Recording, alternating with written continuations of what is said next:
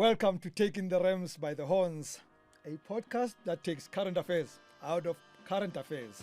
Now, I'm not going to bore you about being award-winning. You know by now, right? So that stuff, you know. But I got to say this to you. Of course, the podcast is in partnership with Sowetan Live.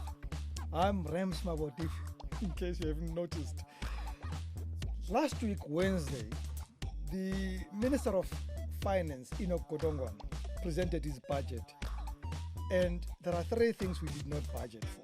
Two of them were part of the budget, other one outside. So, one, well, he did not budget for VAT after trying to budget for it for a long time. But he budgeted for what we didn't budget for. He budgeted for fuel levy increase, which made us unhappy. But the one thing he could not budget for is drama unfolding at the Oval Office a few hours later between President Donald Trump and a delegation of South Africa led by President Cyril Ramaphosa. Now, you know, this has been spoken about everywhere. Everybody believes someone lost and someone won. I want to talk about the PR of that day, and I want to talk about what could have been done better, especially by our team. Well, you know, Trump can't do any better. So what could have been done better? Where did we lose it? Who were the winners, the losers, and who got a draw? And that includes in the entire delegation, including President Cyril Ramaphosa. So I call somebody who knows this stuff. Somebody who is CEO of Decode Communication. He's a chief dots connector. He's a reputation manager. He's a guru in this space. And when you hear him, you'll know why he got here. Lorato Tshenkeng is my guest. Thank you for coming. Thank you for coming. Now, you know, now people can see you. Yes. I've heard you here before and people did not know how you look like. Now they can see you actually are handsome. What drama at the Oval Office? No, listen, you know, if the Zelensky-Trump session had not happened, I guess it would have been a wow, you know, fireworks. But because we had that, call it, you know, the first take. Yeah. Now this was the second take. Yes. And it got us talking, right? Yeah. Even though we had expected some drama, Yes. but it certainly got us talking. Now I wanted to deal with it in compartments. Sure. Did you feel that the delegation that went there, from an optic point of view and selling us point of view, was the right delegation? So, and again, you know, to the point that you raise around, I guess the most important thing for me would have been, what is the context, right? The context is that trade relations matter for that moment and that engagement, because the US is South Africa's biggest trading partner, right? So getting in Adrian Gore, who is, you know, at Discovery, has been in business for a long time, but also as deputy chair of Business Unit South Africa, it spoke, you know, there was credibility there. But if you consider that there's a constituency of people that are, you know, said to being harmed through the white genocide, and you have Agri SA, which is the biggest in terms of anyway, you know, whether you think about the commercials of it, whether you think about the land holding, where these people are farming, whether you can think about it in any way numerically, they are dominant. And for me, the question when I read through, you know, the people who are part of the delegation, I was saying, why is Agri SA absent? Because these are the people that are going, they don't even have to say there's no white genocide where we work. Yeah. They will tell you about the yield. They will tell you about, you know, the kind of relationship that they have with the US in terms of the crop that they, or any produce that they bring to the US. And interestingly, just a week before, they had just hosted the biggest agricultural show, right? Right. Where, in fact, the President Ramaphosa was there, and the deputy president was there. It literally was a big moment. That number, it always is the biggest moment from an agriculture point of view. And so it had more jets standing there that could have transported all the farmers to the US much quicker than. Interestingly, didn't Trump ask for a jet? He got a golf book. So I'm just saying that for me, from a delegation composition point of view, the absence of Agri SA for me said, I think there's a missing thing here, right?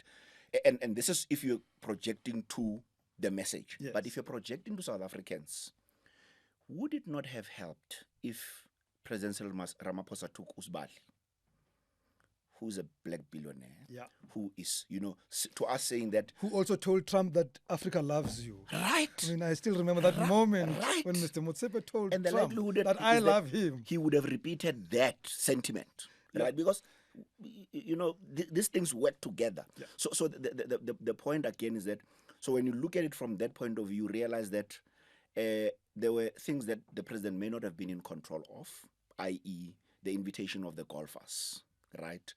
We understand they were invited by President Trump himself because, he loves golf. Almost insisted they should be in the room. Right. But if you consider that you are going to be having two ministers in Nchabeni and Ronald Lamola, who did not have the opportunity to speak, would it not have been better to then have some of these people that could actually help you with a counter narrative without saying there is no white genocide, but they give you the facts as they are? I sat there and I watched this thing and I treated it as showbiz. Yeah. Because I thought, yes, this is not the real thing, right? This is Trump being Trump, murder or bad murder or horrible murder. Yes. We all know that's what he would do.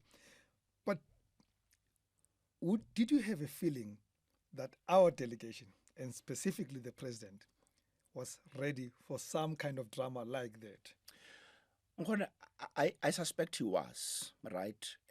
But also, I guess it helps that generally he shows himself as a person of calm demeanor. Yeah. So I guess if you are him, you then have that added advantage. Yes. Even if you're ill-prepared, the likelihood is that your own character would help you to not be rattled, to not want to Zelensky that moment, right?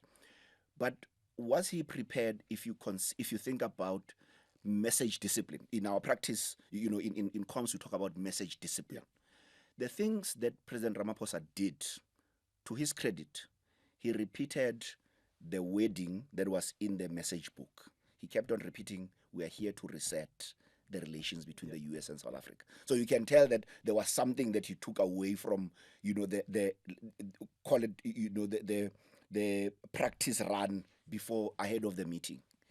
But what he did not then do, and that's why, to a question around, was he ill-prepared to respond to that showbiz moment?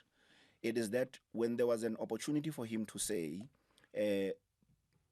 one, while the EFF is not part of the governing party, we are a sovereign state. And he didn't have to say we are a sovereign state. He could have just said the apex court in our country recognizes the context of this song and it pronounced itself. And because we are a nation of... But he wouldn't get a chance. That guy was interrupting him all the time, like I'm interrupting you now. No. Sure, right. And I guess he also realized that, the Zelensky moment, because Zelensky did not take it lying down. Yes. When he realized that J.D. Vance, the deputy president of the U.S., he was being a lot more harder. He also became a lot more harder. When he was louder, he was also becoming louder, right? And President Ramaphosa avoided that, right? But in key moments, when you have an opportunity to introduce the COSATU, president, right? Before she speaks, you make the point. So I'm saying there are moments, there are silence, there are, small moments where when President Trump had given the president the moment to speak, he could have done that. For instance, he interjected when there was the point up or the thing about, we've won the Rugby World Cup, and you got to say 4 times. He even reported, respond 4 times, because you could see that he was emphatic about it. Yes. So I'm saying there were moments. Although you are wrong here, what is rugby to America? Right. Indeed. Well, then we got a number of people speaking, getting an opportunity to speak, right? The debate out there is that maybe some of them should not have spoken. Yes. Now, if the debate if the argument out there is that the golfers got into the room, including the biggest social golfer, Rupert, although he would have been wearing a business hat, that they got into the room because their friend Donald J. Trump said they must be in the room. Do you think then we owed it to Trump for them to say something, even though we had not prepped them clearly? So I guess the trouble is, when you are invited, you can't always dictate the terms. Yes. And I guess that was the unfair advantage that the US had in that meeting, right? and again, not wanting to, use a stronger way to piss off Donald Trump, the president. Use stronger words here. Oh. And we don't have anything strong in here. It's just cappuccino.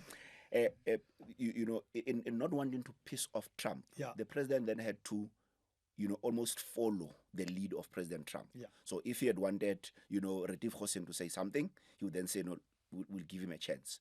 Whether he was worried about what Retief was going to say or what Annie was going to say, it's a different thing, right? But you can tell that. So let's talk about the social golfer himself. Two key messages that come out of his input. One, that we need this relationship, right? He's a billionaire.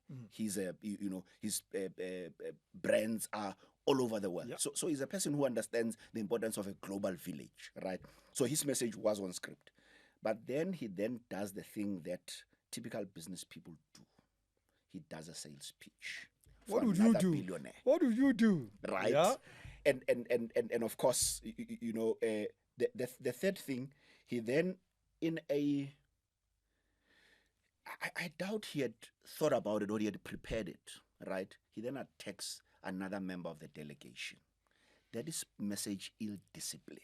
He may have, you may have something that you want to say to somebody, but in a session like that, you always want to project that we are unified in what we want to project in the room. And that's what I'm saying. At least, you see the golfers, the pro golfers, I can excuse them because they came at the invitation. We're going to go to them, by the way. Yes, right.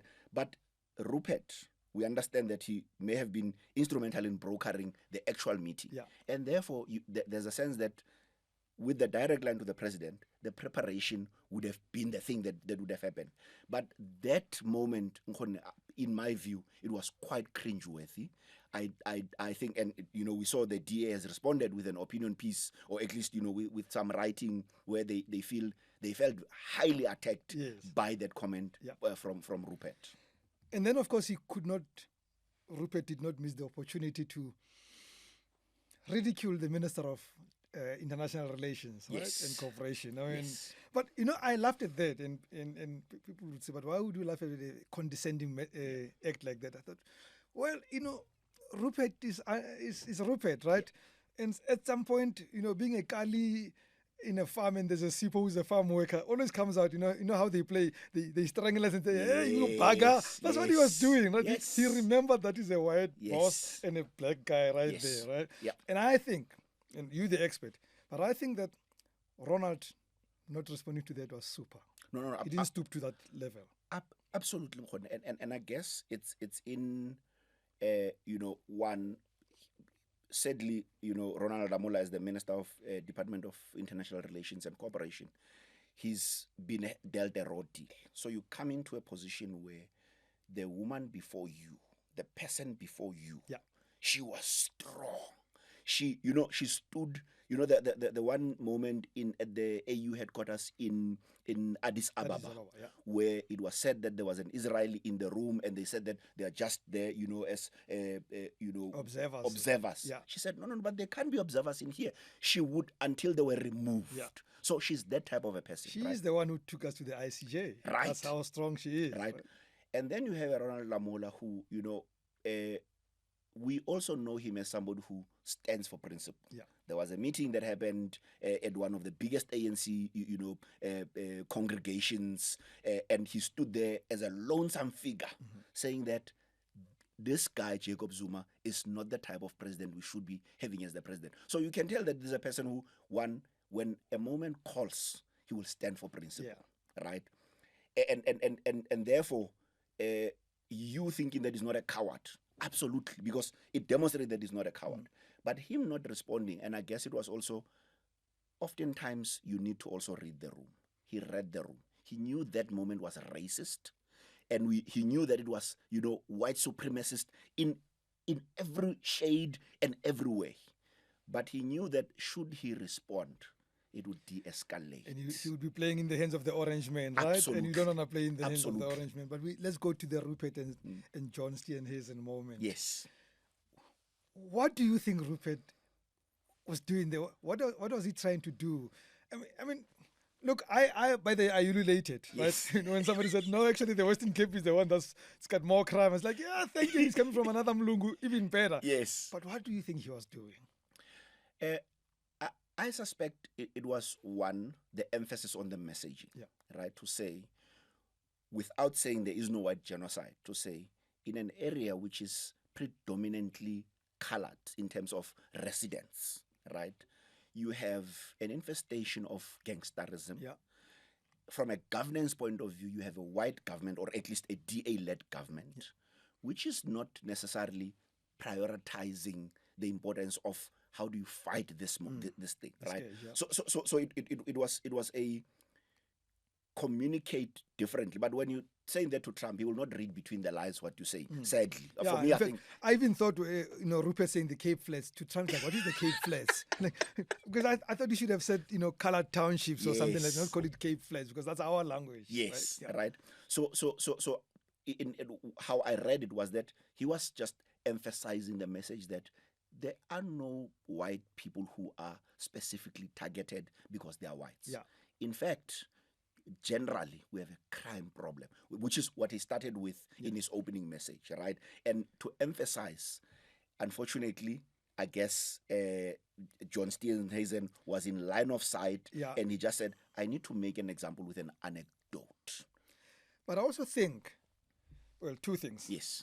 I think that he wanted to also, and I think you've said it a bit, that he was trying to show that crime has no color in this country. Right? Yes. But I think what he also was doing is that my friend is that guy sitting next to Trump, not you, the fellow white man there. I think he was playing that game. Indeed. Yes. Indeed. No. So let's go to any else. I mean, I know he was not prepped, right? I mean, you could see they were not prepped. But Angola, I mean, how do you...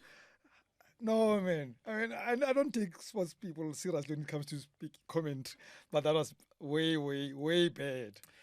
Interestingly, so when Amanda Black, at the height of COVID, was speaking against vaccines, and Amanda Black is one of the South Africa, one of the best, non-idols winner to blow up in the music scene, and the biggest criticism that she got was that you are an artist, shut up, what do you know about anything?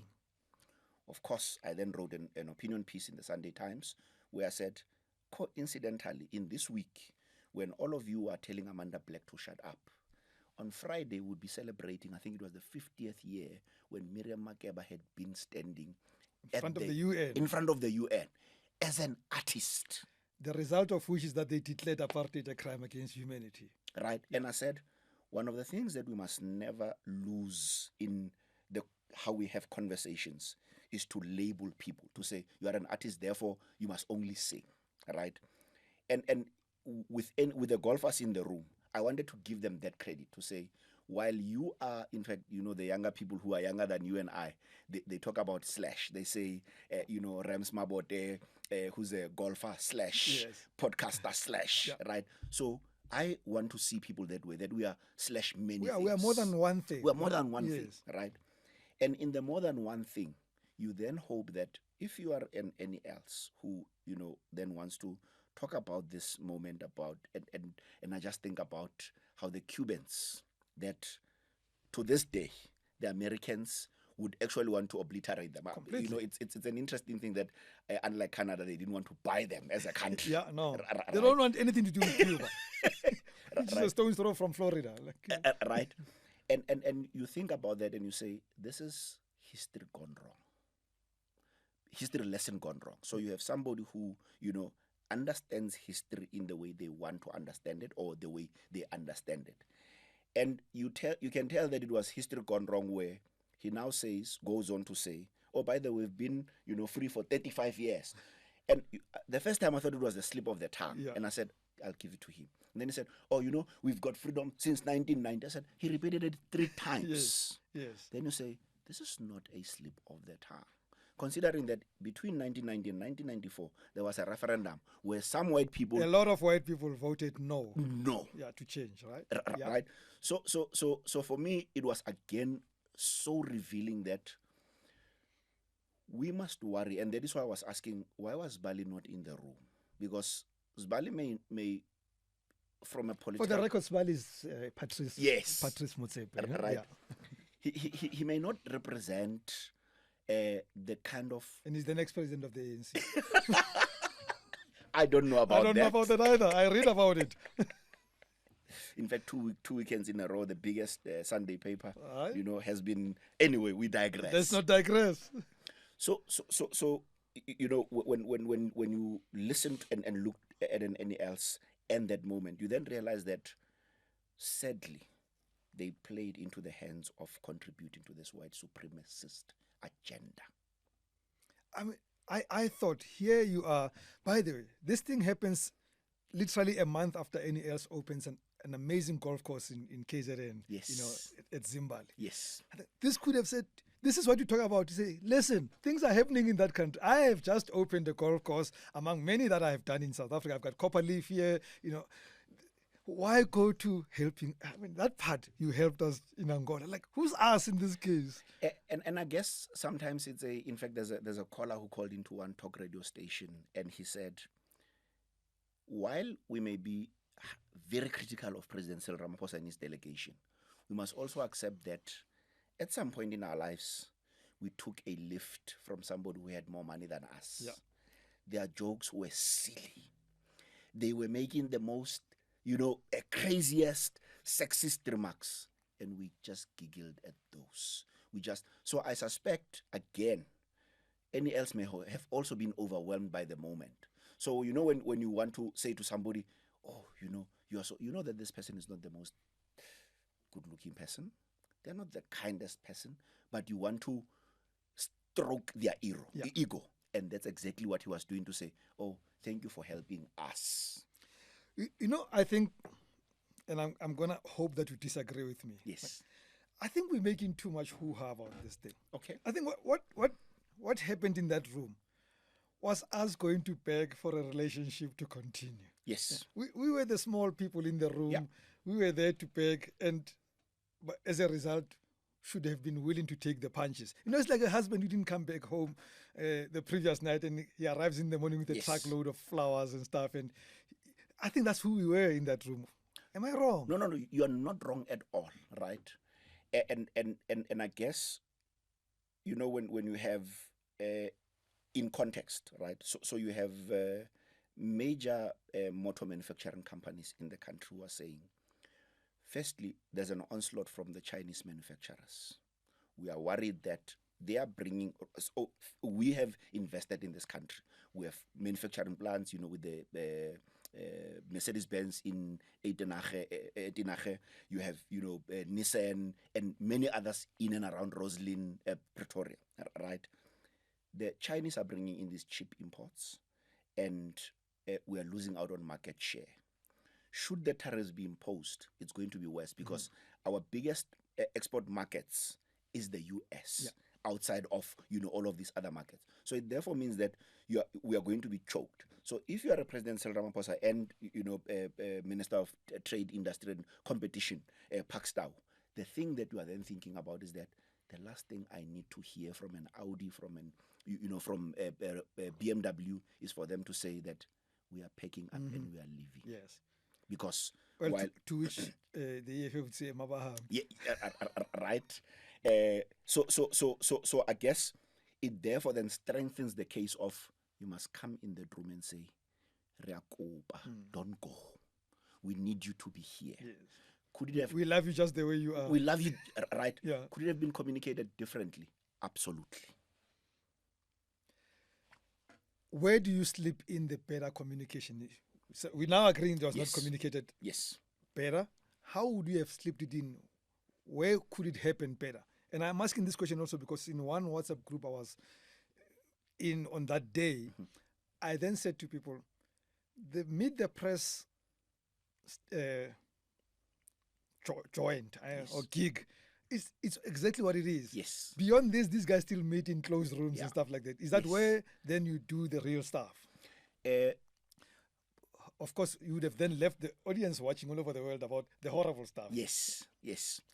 The way I understand the US politics system to work on is that whenever you need to speak to, particularly the political class, whether it's, congressmen and people at that level, a lot of them also like it too. There'll be a behind the scenes sessions, but they also like to be seen, right? Did we do good enough on third party endorsement? I don't think we did. Yes. So if you look at the number of places where Marco Rubio was sitting in and there were pushbacks on this narrative, would you not have gone to that congressman and said, let us have a one-on-one, let's have a public engagement, right? Yeah. So I'm saying the missed opportunity was on you must have a strong delegation that must go and meet with the president. That did its job to an extent. But third-party endorsements, because now you all of a sudden have people with constituencies where when you have left and you're now on a plane back to South Africa, they continue the conversations. In that country where you need to build relations, right? Absolutely. And you had an opportunity. These guys were there. We were seeing them all over. Absolutely. Did we use them? You say we didn't use them.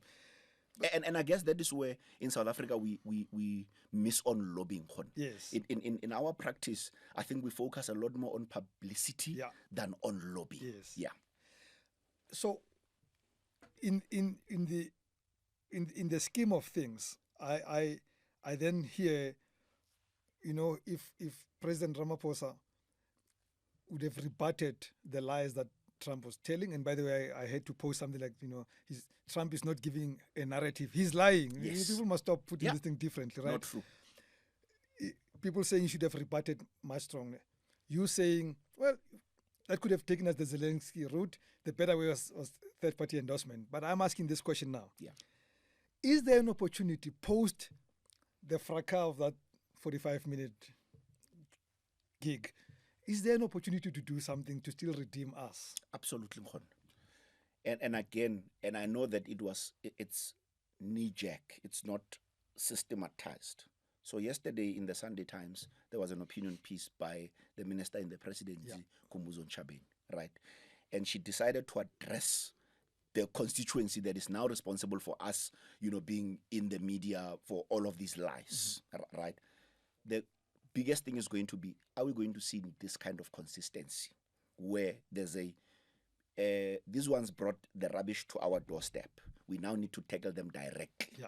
You tackle them through the courts, you tackle them through, publicity, you tackle them through forums and platforms where you're going to rebut this narrative, right? And if we're going to see that continuing, and again, you do it in different ways. So you have this young man, who's brilliant there he's the deputy minister he's a Pirates fan.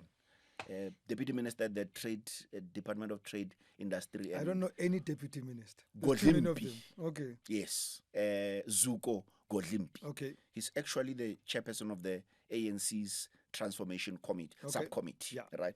So I'm saying, so you have this young chap who, one, speaks boldly about anything that is around economic transformation in South Africa. Right? He's empowered by his own position. He should be the one that, in my view, because this is more a trade narrative that we need more than anything, right? Whether you're talking from an agriculture point of view, manufacturing, ICT, or whatever the case may be, there should be a communication strategy that Zuko leads, both from him being in government and him being in ANC. So I'm saying there are ways that... And he has the right name, Ukohli. I can't get the name. I didn't even think about... Listen, I think there's a piece that must be written about Godlimpi and what he could be doing here. Yeah. But the point that I'm making is that there's a thing that the ANC as the dominant party in the GNU could take charge of this. Because currently what we're seeing, the DA is now on self-defense mode because they need to defend themselves about this thing that they are actually not doing anything about the crime in Cape Flats, which is what we've all been saying, that when you land into Cape Town, the first place you see is Nyanga. Yes. Right? Yeah. All in its glory. And all of us end in town where we're going to be in the nicest coffee spots. When we direct people say, I'm on the left side of the mountain, whatever. Right. So the DA is not well placed to be able to contribute to this to this narrative. Yeah. And therefore the opportunity for government is to do that. But they must be consistent.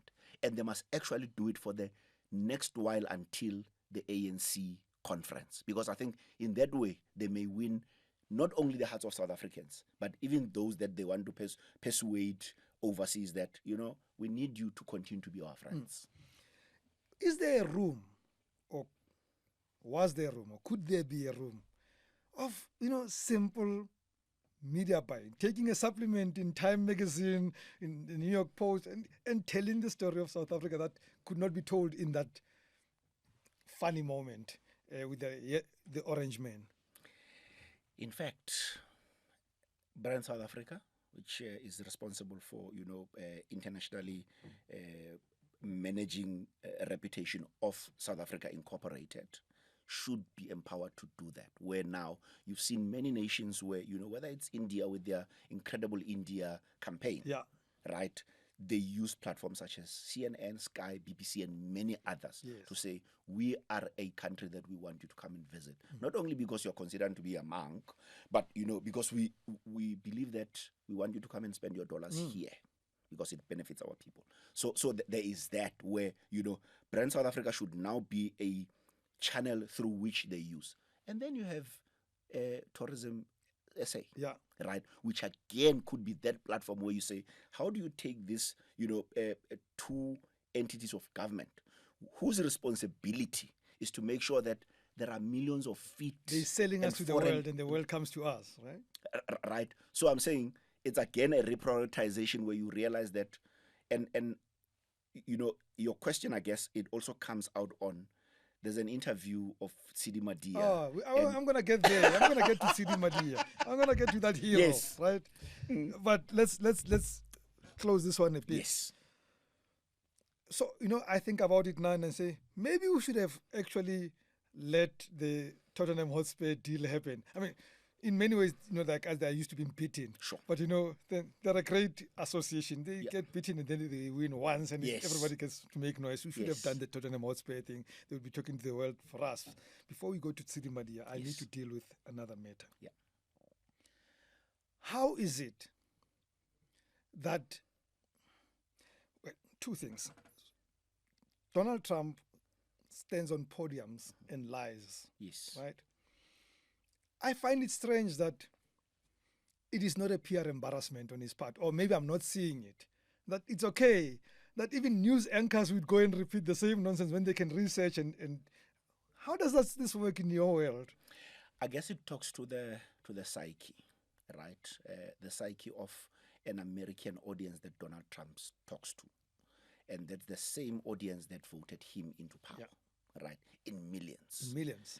And similarly, in South Africa, I guess it talks to the 49 Americanders who left. Because in my view, there are many like those who actually want to leave. But the uncertainty of going to Texas worries them versus the comfort that they have here, right? So you have, and that is why, I was even saying, you'll see one Max Dupree, literally going strongly against to say, but Kali Grill and his ilk, this is absolute rubbish. Are we seeing this solidarity from white community in the main? We are not, right? So I'm saying that he can stand boldly and it does not feel like embarrassment. It is because there's an audience for that.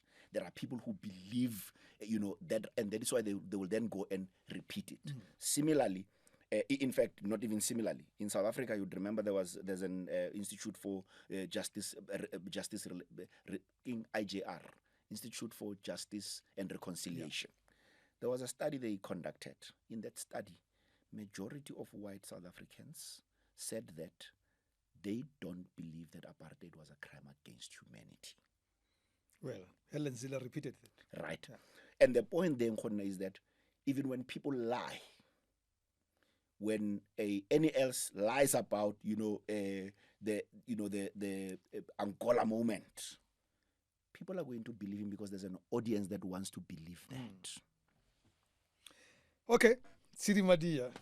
Like, when everything was done, right, when we were all angry and we thought, the government dropped the ball here, they should have tackled this man and blah, blah, blah, any else should not have spoken, all those things. A young journalist goes into an interview somewhere And she does a better job than all those men in Yeah. that room. Nkgonne, I think you know, because I watched the video so many times and I retweeted it so many times. Yeah. For me, the moment was yesterday. Yesterday on Sunday, then there's a clip of Bishop Musa Yeah. of Grace Bible Church. I think they were having some prayer around or conversation around careers. Then he had forgotten the media, communications, and marketing people. Then somebody whispered in his ear, and then said, "Yo, how can I forget you all? You know, in fact, you're going to even write about me that I forgot about you. By the way, who's that young lady from?" He made a mistake by saying ENCA. Yeah. Said, Sidi Madia, when you meet her, give her a high five for me. Man. And I said, so here again, you have a person who has a platform, who speaks to thousands of people every Sunday, who possibly communicates to them every Wednesdays through home cells. Yes. He then has the opportunity to say, as a community, there's a message we need to repeat. But we also need to celebrate the ambassadors of our message. And that's what I'm saying. So you then recognize that there's an opportunity for us to then, and again, the president could be saying, I need the South African Council of Churches to come here, specifically the Geformeerde Kerk van Zuid-Afrika, to say, guys, you are the problem. The white people are sitting silently. Desmond Tutu said, when injustice is happening and you are quiet, you are complicit. I'm paraphrasing, yes. Right? But I'm just saying that you see there are these moments. Anyway, let's now go back to. I was just excited by the Musa moment because she may have been acknowledged by all of us, by being acknowledged by that platform. So what Sidi Madia did, was that, or at least for me, right, was not only about putting the journalist in his place through facts. It was the patriotism that stood out. In many instances, journalism in South Africa is, call it labeled as non-patriotic, right? For many reasons, and we're not going to lie. Even the platform for which she works has been accused by others for not being patriotic, right? Yeah. So when you then have a young black South African who's able to, and who's a woman, who is a political editor on that platform, right? Who then says, I come with all of this credibility of having many years of experience. And in the moment, she then even goes on to say, let me lecture you a little bit. It was that moment when I said, and I think we need to be doing that intentionally, right? Where you then recognize that you are not just ill-informed or misinformed. You need education. Right. So finally, yes, Mkhon. Who were the winners, who were the losers, and who got a draw? The winner definitely for me, President Ramaphosa. He may not, won by a big margin. Yeah. If it was was like a Sundowns kind of thing in the PSA. No. It was a tight race. It was a tight race, but he won because he played the long game. The long game is that South Africa, we're at a point where economic growth is not, on our side. We have these threats of tariffs and all of that. And if you are a leader of a country, you then need to be thinking about, the people who are unemployed. Are you going to deepen it by the decision of, trying to boisterously tell the truth, or sheepishly saying, yeah, no, but that is not true, right? So he's the winner. I also want to declare, somebody who should have won by big margin, but reversed a little bit of that win, Zingiswa Losi. Okay. She and I'm saying could have, because sometimes when you also try to overemphasize the point, you then, now she overspoke. And over demonstrated, and that is the thing that biggest takeaway for communicators and leaders to say. Sometimes when you overspeak, you then say the things that you are not intending to say. Right, but definitely platforms do that to people. No, indeed. People can't leave a platform. Now it's happening. The world is watching me. I gotta go on. Yeah, okay. Right. And then of course the people who we can't declare them because they didn't play. Ronald Lamola and Minister Khumbudzo Ntshavheni, they were in the room but they didn't play. Right. And then John Steenhuisen is a draw in the sense that when he had the opportunity to speak about international relations matters, he decided to go domestic. Right, which and he went back to his obsession about the EFF. That's why we kept them out of right. And I say, when you are there, in fact, the likelihood is Trump does not even know. He just saw this guy who was dancing, saying, "Kill the poor, kill the farmer." He does not know that his party is the EFF. So that you're trying to keep the EFF out of. So it was such a missed opportunity from there, because if you consider that his governance around all matters agriculture, he had the opportunity to say, all the farmers, actually, we have the stats, we have the data. We can tell you confidently that this white genocide is not happening. Right? And then I would give Rupert a draw. And Rupert a draw again, because I think the Starlink thing was terrible. Considering that we now have the Minister of Communications and Digital Technologies, who's now tied himself into many knots with this directive that is now going to go to Parliament. So it almost looks like it was a choreographed thing for him. So it was not about South Africa, but it was business interest. Right? So that's why for me, and I know many people are saying, yeah, he's a true patriot. And I say, listen, I don't know how you define patriotism. That for me is not patriotism. He's patriotic to his money. And that's exactly what he was doing. Right? And then the losers were the two golfers. Shame. Especially Retief Goosen. When Retief, and again, it's, when you have a moment and you now tell a story about, family in South Africa, they're struggling. You are literally playing into this thing. You are repeating the same message that this guy... Exactly. I have people who are white, who live in a farm, who are threatened daily by this thing. So should we be creating space for more refuge, for more people? Of course. You must actually, the aeroplane must be on the runway idling as we sit, because those people there in South Africa are worried. Right? And then, with any else glorifying the Cuito Carnavalo moment, I say, what we must do is that we must actually send him gifts of books that talk about that moment, so that when he reads, he recognizes that. He reads. Oh. So that's those are my scores. Well, one last thing. Yes. During Zelensky, JD joined in talking, right? Yes. In this game, in this instance, from America, only one person spoke. Yes. I mean, what do you think that message was saying to Americans who are part of his administration, who are in the room, including, by the way, the Prime Minister, Evil Musk? Yes. I think it was an interesting thing to observe, right?